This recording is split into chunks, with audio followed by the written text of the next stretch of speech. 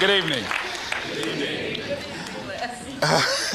Mustafa, I want you to sit right over here. Sit right over here, Mustafa. Because I know as I do this material here, once you do it 3 times, it's yours, you know?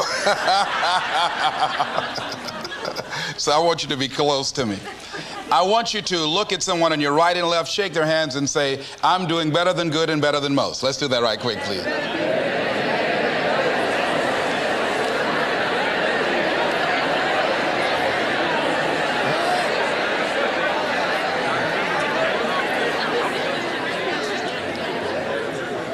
All right. I'd like to talk with you this evening about being hungry. Somebody said, I'm hungry. It is something I like to share some ideas and thoughts with you. I'm not asking that you believe anything that I say. I'm not asking that you agree with me. I'm merely asking that you stand on and in the conversation that we'll share with you this evening.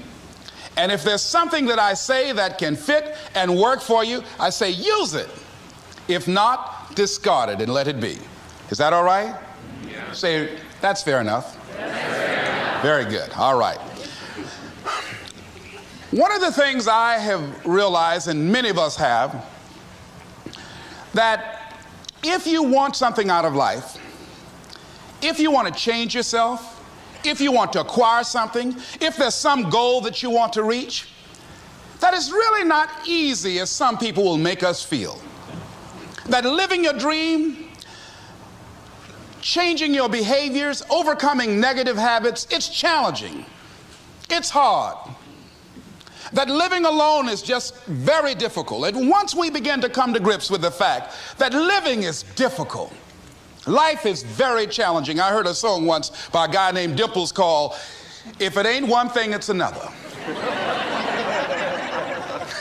I say to you, if it ain't one thing, it's 12 others. Always something. You will never, ever have a problem-free moment in life. Somebody said, and I like this, that you either in a problem or just left one or headed toward one. Anybody found that to be so? Raise your hand if you know what I'm talking about. I mean, there's always something. So how do we begin to nurture that hunger? What are the characteristics or the qualities of people that are hungry? What will it take for me to get some of the things that I want?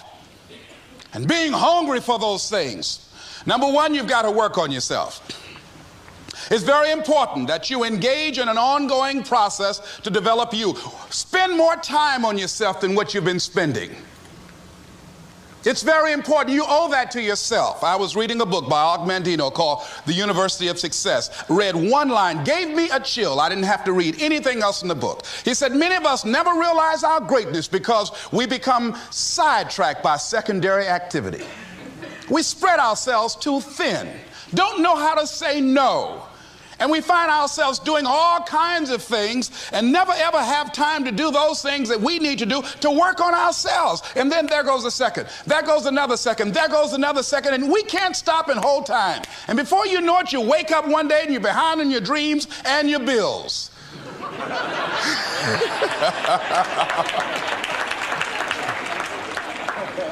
So decide that you're going to take some time to work on you, that you deserve that from yourself, that your life deserves some prime time because you are creating your own production. As Michael Todd would say, you are the star of your show. You are the director. You're writing the script. And you will determine whether your life is a smash office hit or flop. You determine that. Working on yourself, talking to yourself. That's so very important. Overcoming the negative conversation, that inner dialogue that's going on all the time, even when you don't want it to be there. You can't stop yourself right now from thinking. You can't do it. It's going on. And so learning how to empower yourself, part of doing that is standing up to yourself. You've got to stand up inside yourself sometimes and say, shut up. You've got to do this. I was going to give a presentation, and this voice inside of me saying, you can't do this. You don't have everything it takes. I shut up. I'm behind on my bills and you're telling me what I can't do. I have got to do it. You'll get scared sometimes. Your mind will go blank on you. Some people you will allow to unnerve you. And you wonder, what's wrong with me? I'm not crazy. That's why you've got to learn to make a conscious, deliberate, determined effort to stand up inside yourself. Working on yourself, watching that inner dialogue, it will determine the quality of your life. I don't believe this. I know this. I've had a challenge of losing weight. I'm walking through the airport, this voice say, why don't you have some M&M peanuts? No!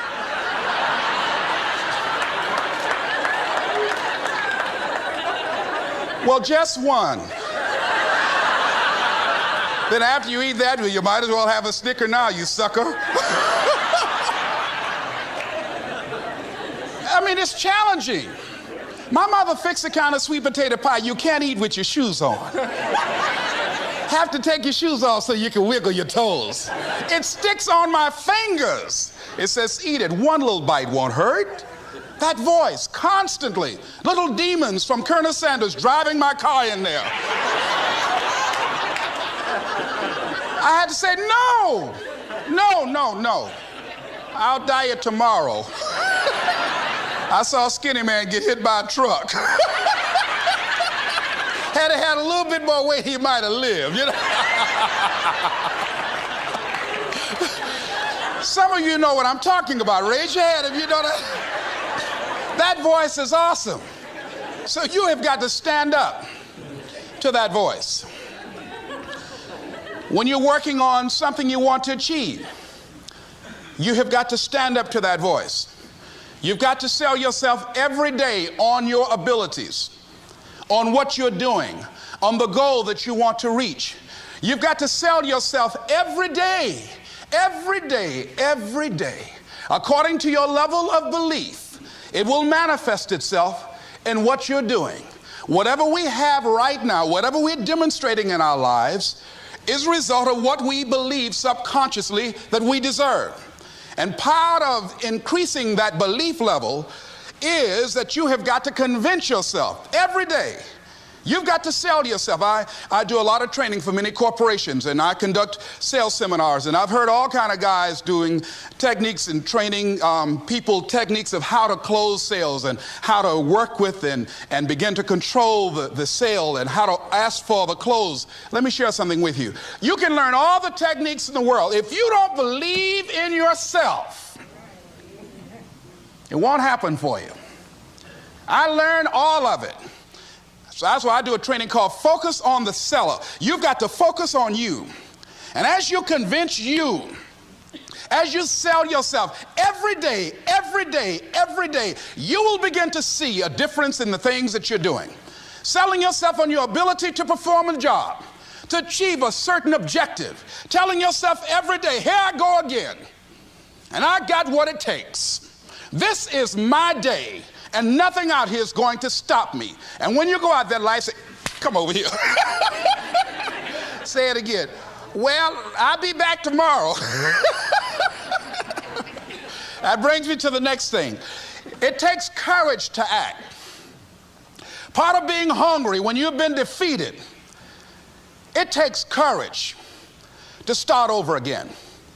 I used to do door-to-door sales, and I was working with another friend of mine, and door-to-door sales, I mean, it's punishing. It's cruel and unusual punishment. And I was a little boy knocking on the door. Hello, would you like to buy a nice working television set? No money down? No! Bam! They slammed the door in your face. And the friend of mine that was working with me, they slammed the door in his face, and I looked back, and he was going to the car. He said, I can't do this. And he sat down in the car, and he said, you go ahead, I'll be here when you get back. Now, he had a mother and father to take care of him. My mother was ill. I am adopted. I was hungry. I had to go on. I learned something about myself. That when you step into your fears, somebody said, it was Winston Churchill, he said that courage is going from failure to failure without losing enthusiasm. When you step into your fears and continue to push yourself to go on, something happens for you. It will enable you to transcend yourself. I went to the next store. You like to buy a nice working television? No! Bam! Went to the next one. No! Bam! After a while, I no longer took it personal.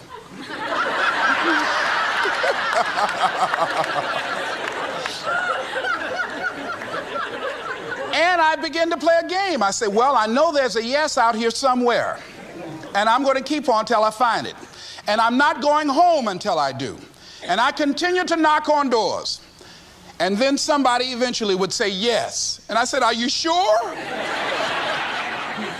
And I would go in there and I would get the sale.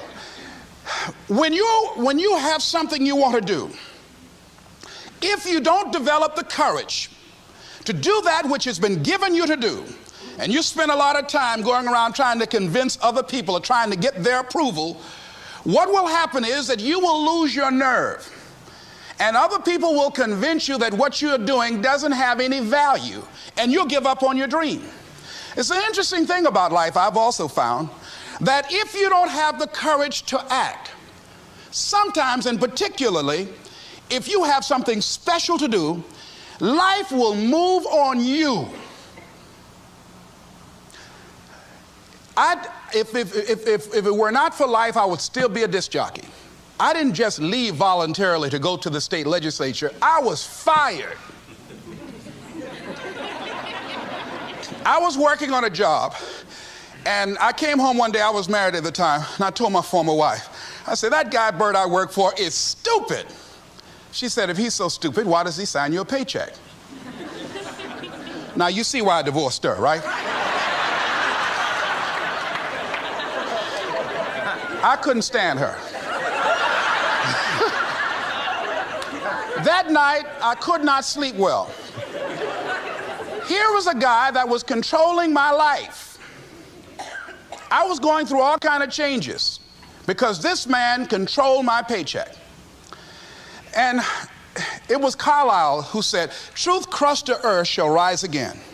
Winston Churchill said, the truth is incontrovertible. Malice may attack it, ignorance may deride it, but at the end there it is. And we know scripture that says, ye shall know the truth, and the truth shall set you free. And the truth that I had to come to grips with, that I wasn't in charge of my destiny. The truth was that I wasn't giving all that I had. The truth was that there are some things that I wanted to do, but I didn't have the courage to act on those things. And the truth was that Bert Childs was a blessing to me. He made life so miserable for me, I had to start looking at my life differently. I started going to work earlier. I started being the last one to leave there. I started working harder than anybody else. The other guys could not. Why would you work so hard, Les? I said, I'm not working for them. I have been cheating, Bert, I thought. I've been cheating myself and my family. Wherever you are, whatever you're doing, do it with everything that you have. Develop the habit of giving more than what you're paid for. Develop the habit of setting standards that others will be measured by. Someone said, do not go where the path may lead, but go where there's no path and leave a trail. All right? It is easy to be negative today. It is easy to have low morale today. I was at a corporation and they're going through downsizing and going to lay off some 1,500 people over the next few weeks. It's very depressing there. And those people that stay there 9 times out of 10, they're just going to do just enough to keep from getting fired.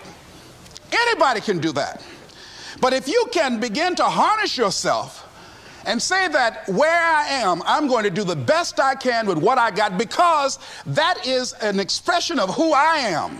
If you get into the habit of just being mediocre, it will become a part of your consciousness. If you get in the habit of giving less than what you have it within you to give, it will begin to reflect itself in your personality. It will begin to damage you psychologically. And you don't want to be a part of that kind of self-destructive behavior. And so you want to set some high standards for yourself. The next thing, part of what feeds that hunger, you've got to develop a sense of urgency. Aurelia said, stop living your life like you have 1,000 years to live. In life, you're either here today and you're gone today. If there's something that you want to do and you can't do it all at one time, do just a little bit of it. I like what Robert Schuller says. He said, by the yard it's hard, but inch by inch, anything is a cinch. Do just a little bit of it. A friend of mine, Bobby Kerr, used to be a roommate. Bobby wanted to go into the area of public relations. He loved working with the public. Young lady he wanted to marry named Clarice. Bobby was a great procrastinator. Pretty soon the job where Bobby worked, they transferred him to another location. He went out to celebrate with the people on that new job site. And Bobby suffered a massive heart attack and died. Bobby didn't drink and didn't smoke, was under 40, and he died. Ask your question, how much time do you have left? How much time do you have left? When you start thinking about that, we don't know. We don't know. Bobby took all the greatness and all of the talent and all of his abilities to his grave with him. One of the things he could have put in parentheses under his name, he didn't use all his stuff. And most of us do that. Most of us don't use the stuff that we have brought into the universe. And we want to make a conscious, deliberate, determined effort to start living life with a sense of urgency and using what we've got. Using ourselves up, sharing what we brought into the universe to share. Because if we don't, nobody else will. Stop wasting valuable time, knowing that if we begin to live our lives as if each day were our last, our lives will take on a whole new meaning. It take on a whole new expression, valuing each moment that we are blessed with. The next thing that begins to nurture that hunger, honor yourself as your word. Don't give your word out lightly. When you throw your word out there and you don't honor it, it makes a statement about you. If you decide to maintain a sense of integrity with yourself, that if I speak it, I'm going to live it. It's who I am. And I'm going to be very cautious in how I give my word to others, and most of all with the commitments that I make to myself, because I want my life to reflect my words and honoring who I am and what I express. Another challenging area in terms of nurturing and developing that hunger in yourself is learning the art of becoming single-minded. Learning how to concentrate. Learning how to focus in. And you'll be surprised at the things that you're able to do. When you learn how to block things out, when you learn how to keep thine eyes single, you'll be surprised at the ideas that will come to you, of the people that you'll be able to attract, of the opportunities that you'll be able to see. You'll begin to see things that have been standing there looking you in the face, say, I can't believe this has been here all this time. Here's a habit that I do. Maybe it might be of some value to you. I get up in the morning and I start writing what great ideas that I can think of today that can improve me and that will enable me to reach my goal. And I just let my mind flow. Sometimes I write 15, 20 ideas. Some days it's more difficult than others. One idea can change your life. One idea can turn your life around. Deciding that you're going to focus to develop your skills. A guy was the new owner of a baseball team that was in the basement of the league when he took it over. He went to the pitcher and he said, what is your best throw? And he said, well, I got a good curveball and I've got a good fastball. And he went on talking about his different throws. He said, but tell me this, what is your best throw? He thought for a moment. He said, I've got a good fastball. He said, that's all I want you to work on. Nothing else. Just develop your fastball. The next year, they went to the World Series. Most people don't know where their fastball is. Most people go through life never discovering what their talents are. Most people never develop their talents. They have skills and abilities, but if you don't nurture them, if you don't develop them, they will never serve you. Your gifts can take you many places if you develop your gifts. Most of us don't like to do those things that come easy to us. I've always loved to talk to people. I decided, taking this advice, to develop my skills as a speaker.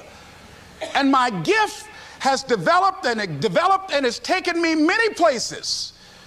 You have something that you brought to the universe, and that if you decide that my life deserves my developing this, what I do well, and becoming the best at it, and mastering myself, and seeing what I have within me, if you decide to drop your buckets where you are and develop your gifts, I grant you, you'll never ever be without. I grant you that your gifts will take you places that will literally amaze you. I grant you that if you begin to work to develop your gifts, you'll develop a strong sense of happiness. You'll get a larger vision of yourself, because part of beginning to get a larger vision of yourself, all of us need some area of our lives where we can have a feeling of competence. That people know when they think about this area, that's something you do. That you eat and sleep that, and that you do that, and people know it, and you know it, and you know that you know this. If you don't know anything else, you know this. Can you tell I know what I'm doing? Oh, hello. You know this. So you've got to work on it. When other folk are having a good time, you've got to have the strength of character to concentrate, to read, to digest information. If you decide in any particular area that you're concerned about to make a conscious, deliberate, determined effort to read one book a month in that area, in 5 years, you'll be among the top 5% experts in the world. I read a minimum of 2 books a week. The average American reads only 1 book a year. If you decide that area that you love, that you are going to master that particular area, in this era of accelerated change, overwhelming complexity, and tremendous competition, as you begin to develop and expand your skills and your talents and your vision of yourself, you will always be in control of your destiny. The next thing is, whatever it is that you want to do, you want to do it massively. I have a friend who was telling me that his sales were down. I said, well, how many phone calls you make a day? He said, 25. I said, double them. Make 50 or 75 or 100. He said, oh man, that's just too much. What do you mean too much? You behind on your bills? You're talking about too much? You know one way to get back on your feet real quick is to miss 2 car payments? You talking about you're tired?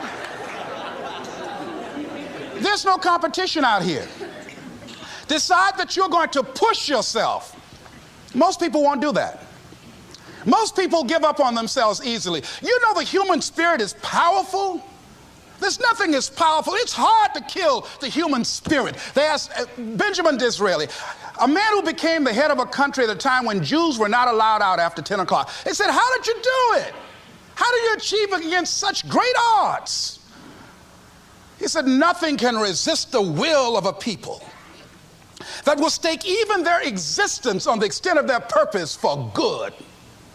That when you have a made-up mind, when you decide that you want to do something, I was reading something the other day, he said, the power to hold on in spite of everything, the power to endure, this is the winner's quality. The hunger, the ability to face defeat again and again without giving up.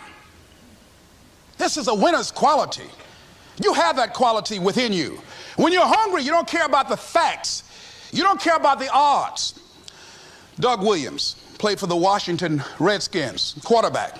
John Elway of the Denver Broncos in the Super Bowl. Everybody was talking about Elway. After the Super Bowl, when Doug Williams made a historic passing game, they asked him, said, how were you able, in spite of all of the negative publicity saying that you couldn't win, how did you do it? He said, I ignored my critics. I just didn't pay any attention to them. I ignored myself because they kept on saying it so much. There were times I doubted whether or not I can do what I needed to do. There's a Doug Williams in everybody here. There's greatness in you. And you've got to learn how to tune out the critics outside and the critic inside. And since I'm going to do this, I'm going to harness my will. And I'm not going to let anything stop me. I deserve this. I'm going to do it until. And this friend, I told him, said, start increasing your calls. I said, I make 100 calls a day. I got a callus in my ear. My ear kind of dark. You can't see it, but it's there.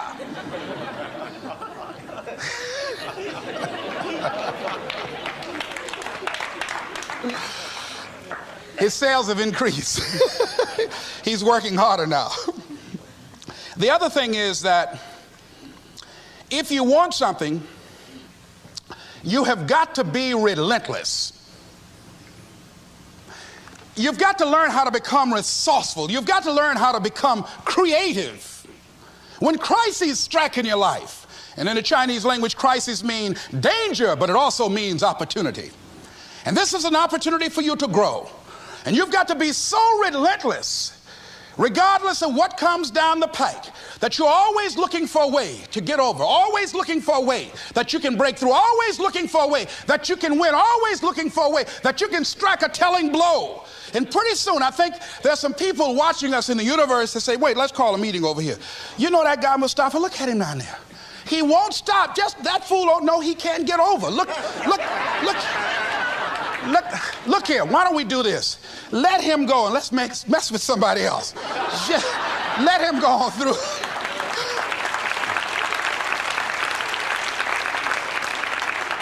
Life will just get tired of whipping you sometimes. And just say, let's just let this one go. I believe this. Now, no one has told me this, but I just kept on kicking. I didn't have sense enough to stop. I was intelligently ignorant. I didn't know what I couldn't do. So I just tried anything. And the fascinating thing about life, because you can't get out of it alive, you might as well have a good time, you know? You might as well have a good time. Live your life with passion, with some drive. I was giving a seminar the other day, and I mentioned that I was going to do some training in August with some young teenagers and take about 100 away to a 2 or 3 day camp and wipe them out. Been working on this. So after the speech, one of the parents walked up to me and said, Mr. Brown, I'd like for you to do something for my son. He's not motivated.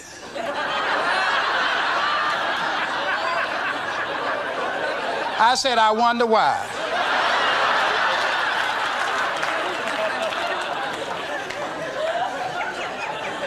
I wonder what's wrong with him.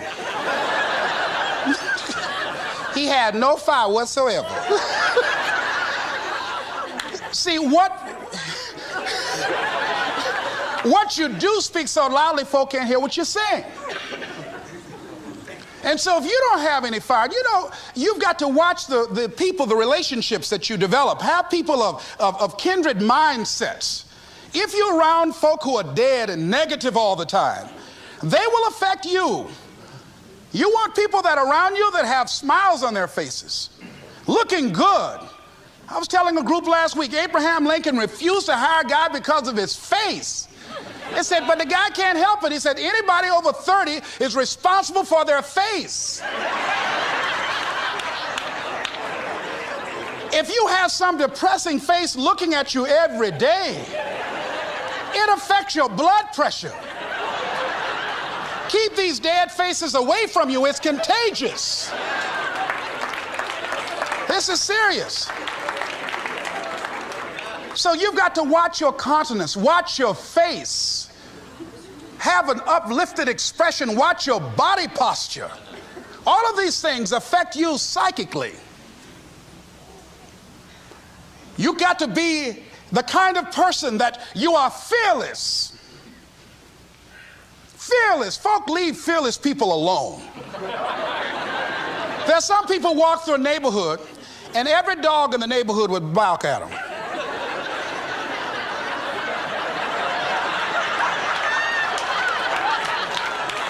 But there's some people come through and ain't nobody gonna mess with this.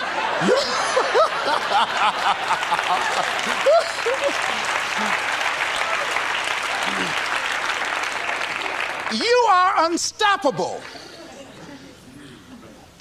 And because you are unstoppable, because you've got power that you haven't even begun to use yet, you owe it to yourself to release your brakes. How many of you have had the experience of pulling out of your driveway and you mashed on the accelerator and the car was just going, it couldn't move, and you mashed harder and it couldn't move, and then you discovered you had your emergency brakes on.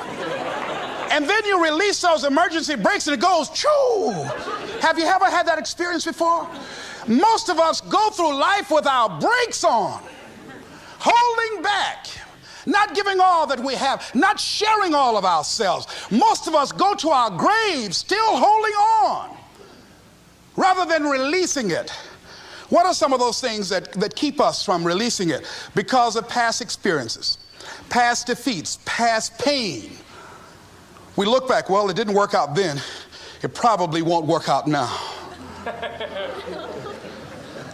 Many people get confused their performances with who they are. I was reading Pat Riley, the coach of the Los Angeles Lakers.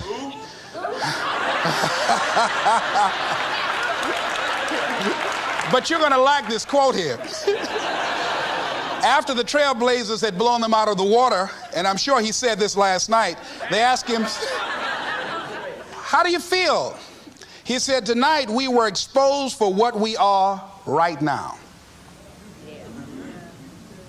You see?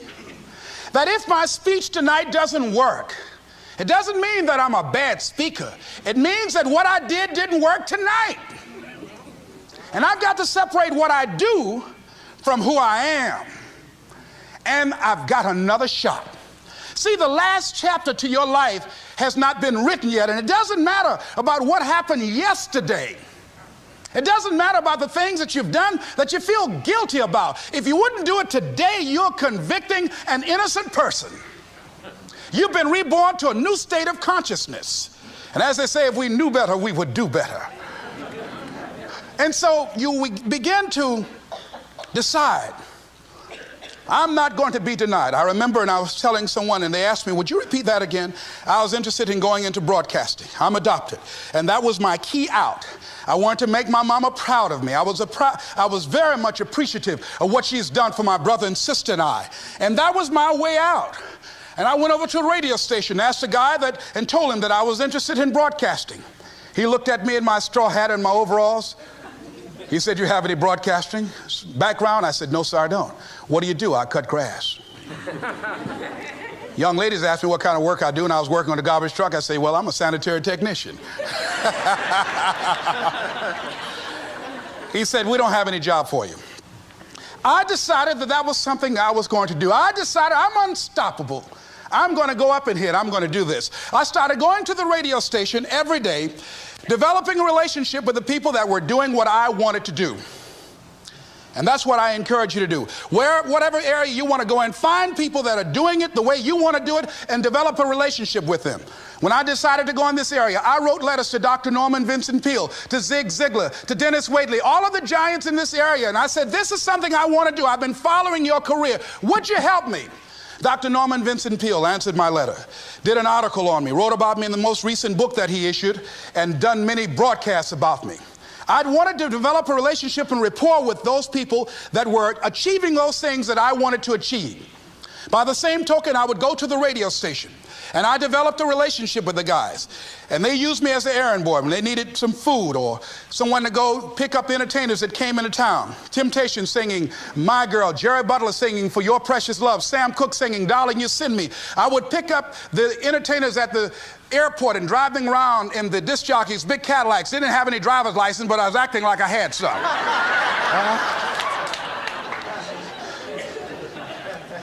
Every day I used to go home and work on my communication skills, developing myself. It was Whitney Young. He said, it's better to be prepared for an opportunity and not have one than to have an opportunity and not be prepared. Start working and developing yourself now and prepare yourself for what it is that you want, because you expect to get it. And when the disc jockeys were in the control room, I would go in and watch them and develop a trust level, and they would let me stay, and I would watch and observe them working the controls. When you want something out of life, don't worry about how you're going to get it. How is none of your business. The most difficult thing it is to hold the vision. It's to hold the vision. So there I was at the radio station. A guy was on the air and he started to drink by the name of Rock. I was outside the window looking at him and watching. Hungry and ready, saying, drink, Rock, drink. Pretty soon the phone rang. It was the general manager. I said, hello? He said, Les, this is Mr. Klein. I said, I know. He said, Rock can't finish his program. He's slurring his words. I said, I know. Can you work the controls until one of the other disc jockeys come in? Would you call them? I said, yes, sir. I hung the phone up. I said, now he must be thinking I'm crazy. I called my mama and my girlfriend Cassandra. I said, y'all come out on the front porch and turn up the radio. I'm about to come on the air.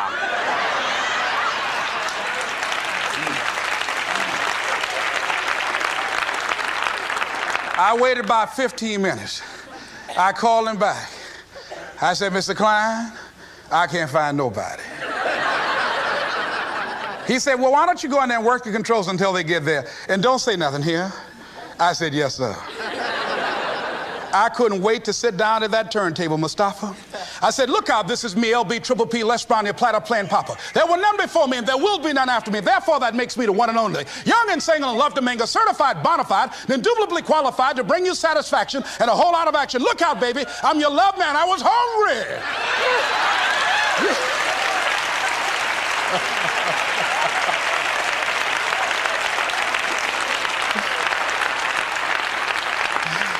Shake somebody's hand on your right and left and say, you've got to be hungry.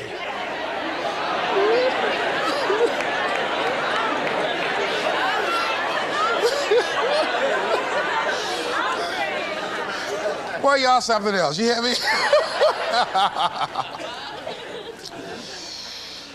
You want to be persistent about what it is that you want to achieve. Alexander Graham Bell said, what this power is, I cannot say. All I know is that it exists and it becomes available only when a man or a woman is in that state of mind in which he or she knows exactly what he or she wants and is fully determined not to quit until they find it. When our children are learning how to walk, how many times will your baby attempt to walk and fall and you just say, just sit down, don't try anymore, you've fallen 20 times. Just sit down somewhere, busting your lip and everything, getting in folks' way. When will a baby walk? It will walk when it walks. That's when it will walk. Les, when will you be known nationally as the motivator? I will be known when I'm known. That's when I'll be known. Don't get caught up in, well, I've tried it 4 or 5 times and things didn't work out. If there's something that you want and you're hungry for it, you've got to do whatever is necessary until. And when you give the best you can and that's not enough, you must do what is required. And don't give up on yourself. Don't throw the towel in so quickly. Many people give up on the 1-yard line, where if they have the determination just to keep on knocking. It's a funny thing about life. If you're home one day and someone is knocking on the door and you say, I don't want to be bothered today. And if that person just keep on knocking, say, can you believe that fool's still knocking? Pretty soon you say, what is it? What do you want? And that's how you've got to be about your dream. Some people, well, I guess ain't nobody home. I knocked on the door, but nobody came. I heard the television on and people were moving around, but I guess opportunity probably went out the back door. Oh, no. See, life is not just that simple. It's not that cut and dry. And that's why most people never realize their personal greatness, because they're casual about life. And when you are casual about life, you will end up a casualty. Life is serious business. So I encourage you to be persistent,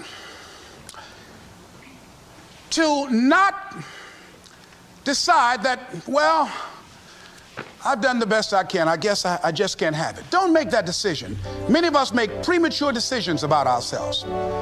Calvin Coolidge said something, a man who was a president that was not known for his eloquence or making any historical decisions, but something he wrote about persistence. And he says, press on. Nothing can take the place of persistence. Talent will not. The world is full of unsuccessful people with talent. Genius will not. Unrewarded genius is almost a proverb.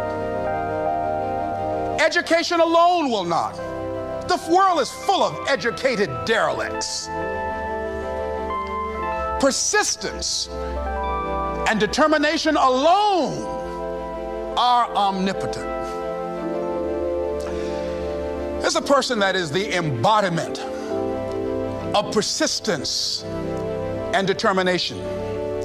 A person who decided that some time ago that I'm not going to take anything to my grave with me. I'm going to use myself up, and I'm going to give and give and give until my last breath. This summer, I'm going to be working for her and with her, doing training, teaching young people techniques and strategies on how to manifest their personal greatness, teaching them techniques and strategies that will change them at the subconscious level, changing their value systems, and let them see the major role they can play in society. Let's give Mrs. Rosa Parks a round of applause, if you please.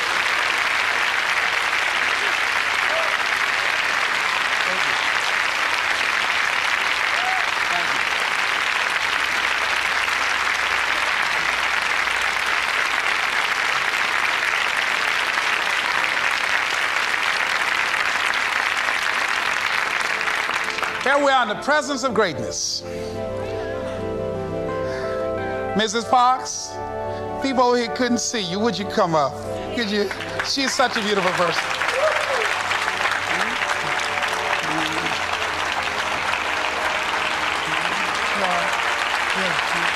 Beautiful person.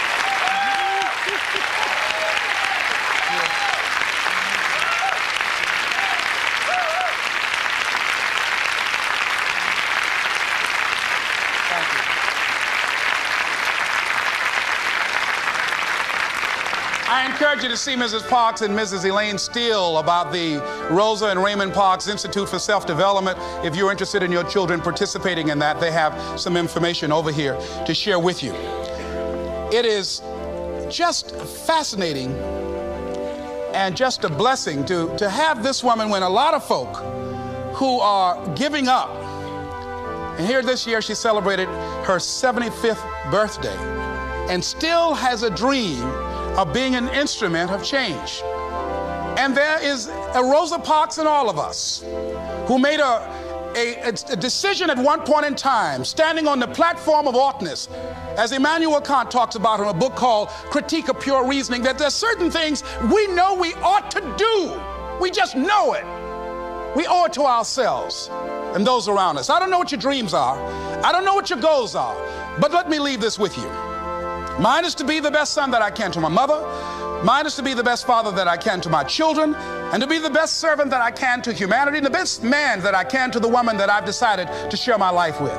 Whatever your goals are, I know that you can achieve them. Here's something that I'd like to leave with you.